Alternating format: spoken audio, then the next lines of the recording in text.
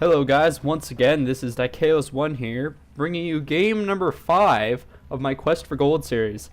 The map is Xel'Naga caverns. It is a ZVT, and I'm going to be down here in the bottom left corner. My opponent, Xel'Naga, is going to be up here in the top right as the red Terran. And just while the game's starting here, I'll just talk a bit about my Quest for Gold series. I'm getting really close to making it to gold. I think I'm ranked the 3rd in my ladder right now. So this series is going to be over quite quickly. I really hope you guys are enjoying it so far. I definitely plan on doing a quest for platinum once I'm into gold, but that won't be for just a little bit. I plan on I want to get at least 3 more videos out of this series before I start doing my quest for platinum, hopefully. Alright, as you can see here, there's nothing going on, nothing at all, just standard, throwing down his supply depot. Don't know why he sent that SCV back there. Guess he's just running around, doesn't really know what he's doing. I'm doing my overload out, slowly making his way up there. I went for a 14 spawning pool and my 13 extractor. I'm not going for speedlings this game though. You'll see what I do. It's pretty interesting, and I found it to be quite effective. Now for this build, it's key that you don't lose this overlord here. So what I do is I set him up in the middle of the map. This is what I do on Xel'Naga caverns, at least, because it's really important that this guy stays alive. And with a Terran player getting those OP Marines out, really, just first off, you know, it's kind of tough to deal with. Plus, these guys are super slow, and if you lose it, your supply block, because this build is very volatile and it requires you to be perfectly on time. And if you lose that one overlord, you're gonna have to spend an extra 100 minerals, which will push you behind that however many seconds it takes you to actually build the overlord, and it's just not good at all. And you see my spawning pool is done. I immediately start with my queen, get the queen in production because you got to get that injects going, and then I throw down my roach warren. Now I haven't started up for my ling speed yet. I do some minor droning up, get another overlord out. Sorry, got to keep my supply. I need lots of it. Get my injects going. You can see my worker here just making his way around the map, checking for any sort of proxies, anything that could really just ruin my day.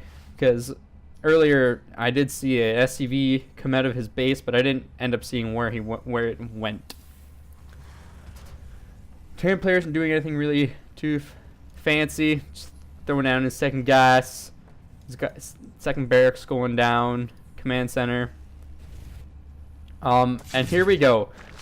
He does come in and he scouts all of my roach warren, my spawning pool, so he knows I have my units out and I'm not going for a fast expand. But right now, I have another 5 roaches on the way. So that brings it up to 7 roaches. Now 7 roaches at this point in the game can really do a lot of damage to any player that's not prepared. You can see the Terran player here, he is throwing down a bunker. He saw the roach warren. Very good plan in his, well, very good reaction in his, very good reaction for him to throw down that bunker, get some marines in there. It makes it really hard for me to break up through this choke here. My roaches slowly making their way up there. Now I am taking this time to drone up. I don't continue producing roaches and have them all streaming over here. This is just a get some roaches in there, do some damage, and basically expand. I'd lose 1 or 2 roaches just in this entrance here, which is a huge deal. I do take the supply depot down though. Pretty much supply blocks him. I come around the outside trying to get away from this here bunker. I'm pretty sure I do take out most of these marines, but his siege tank is almost out. These roaches, I basically just built them to just die. I didn't care what happened. I come in here, I focus down a bunch of SCVs, see the tank here is doing loads of damage, trying to micro my roaches around a little bit. Not doing a very good job. And you can see I'm focusing down a few SCVs, just try to do as much eco damage as possible. My expansion is almost down and ready to go. Sorry about the dog. Won't happen again. I'm extremely oversaturated in my base. I've been joining up really hard this whole game, or since I got my roaches out at least. And basically once now the expansion's down here, I'm going to be transferring quite a few drones over, just so my main doesn't get mined out really early on. And I find it's really safe to expand after doing that attack, because you do enough damage to keep your enemy kind of at bay, thinking, alright, well, I'm just going to sit here and wait. He's probably got more roaches or something coming. So he sits back, he macros up, he builds some defensive units, which is really good for me, because that means I can take my natural and just get my eco going. And as you can see, I'm getting my layer tech right now. I'm getting all sorts of upgrades, building units, building queens. Yeah, getting some more roaches just in case he does decide to go for some sort of push. I do send these 2 lings up to the towers here. Get the towers, have good side of the map, get some map control going on. Extremely important. The Terran player is building his command center inside of his base. Very smart. He's planning on going probably to take his natural here. And also, you can see that he's getting his concussive shells and siege tank upgrades. So he's definitely planning on going for an attack relatively shortly.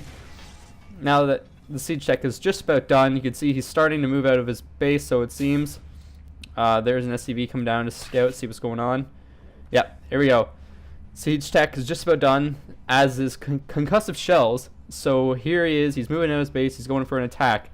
Now, when this SCV came down, and I kind of figured, okay, he's probably going to be moving out sometime soon. My Ling did spot his force coming in instantly. I only have like, I only have 8 roaches, so I'm like, okay, I need to get some defense. I throw down a couple spine crawlers. Now, it's a little bit late. This force will be here well before the spine crawlers do. But you can see I've got more roaches in production. The spine crawlers are coming in. Just microing my roaches around, trying to bide as much time as I can. Just waiting for these spine crawlers to pop up. This force is doing so much damage.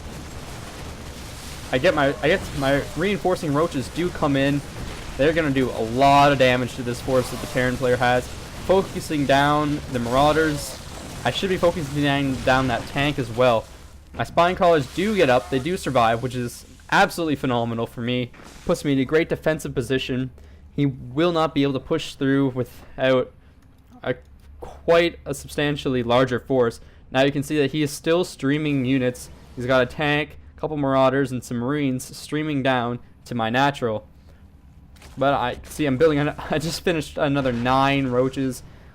He does have sight of everything down here, but as you can see, I'm prepared. I got my roaches out, focusing down those tanks, focusing down the marauders, because they're the ones that you have a really big problem with when you're using roaches. And there he goes. He leaves the game. He sees that my roaches, I have too many for him. He doesn't really have that much going on. He does have his command center built and ready to go. He probably could have ran back, threw down a couple bunkers in his expansion here, and got his natural saturated and got some getting some nice economy.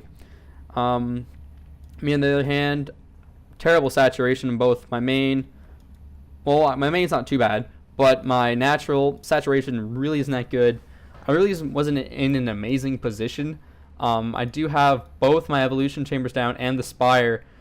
That's one thing I really like about this build is basically I get my roaches out, I go for a quick little push, try to do as much damage as I can with just 7 roaches, get my expansion down, then take up to my spire and get some mutalisks.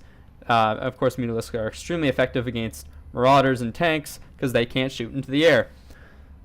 And with that roach push at the beginning of the game, most opponents you're going to be up against are going to be thinking, okay, he's got this roach harass, got this roach pressure, he's going to be building a lot of roaches, maybe hydralisks and infestors.